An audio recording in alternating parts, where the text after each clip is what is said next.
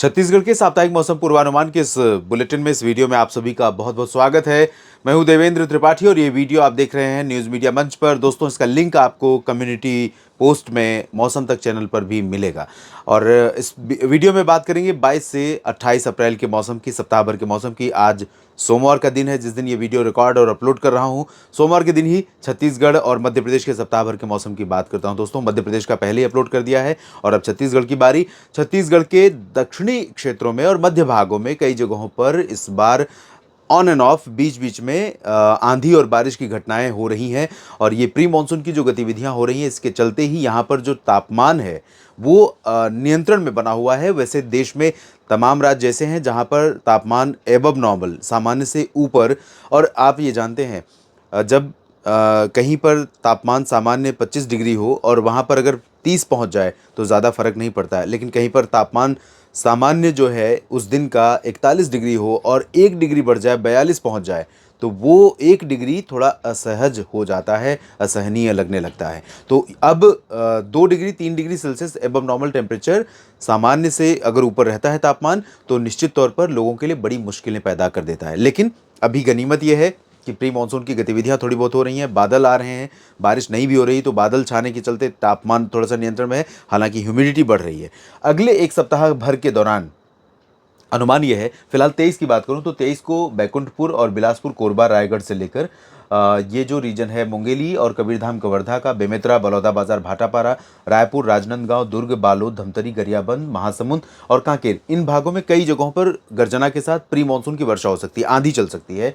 दक्षिणी क्षेत्रों में कोंडागांव, नारायणपुर और बीजापुर, दंतेवाड़ा, सुकमा, जगदलपुर, इन रीजन्स में बहुत लाइट रेन की संभावना है आंधी के साथ। और इसके अलावा ऊपर के रीजन में भी इसी तरह से कोरिया, सूरजपुर, बलरामपुर और सरगुजा, जशपुर, यहाँ पर भी चांसेस बारिश के बहुत ज़्यादा नहीं है, यानी इंटेंसिटी बारिश की बहुत ज़्यादा यहाँ पर भी नहीं। इसी तरह से 24, 25, 26, 27, 28 की बात करूँ तो यहाँ पर दक्षिणी क्षेत्रों में खासतौर पर बिलासपुर और कोरबा, रायगढ़, मुंगेली, कबीरधाम से लेकर नीचे तक के रीजन में कई जगहों पर ऑन एंड ऑफ आंधी और बारिश बादलों की गर्जना के साथ होती रहेगी रुक रुक करके।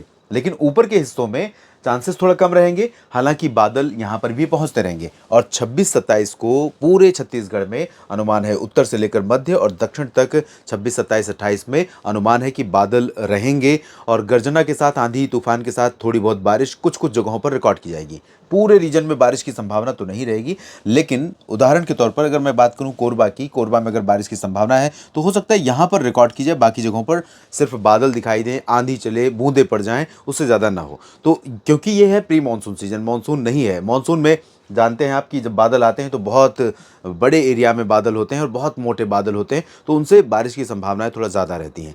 तो अभी फ़िलहाल टेम्परेचर इसी गतिविधि के चलते नियंत्रण में रहेगा, बहुत ज़्यादा परेशान नहीं करेगा तापमान, लेकिन फिर भी उमस ज़्यादा है।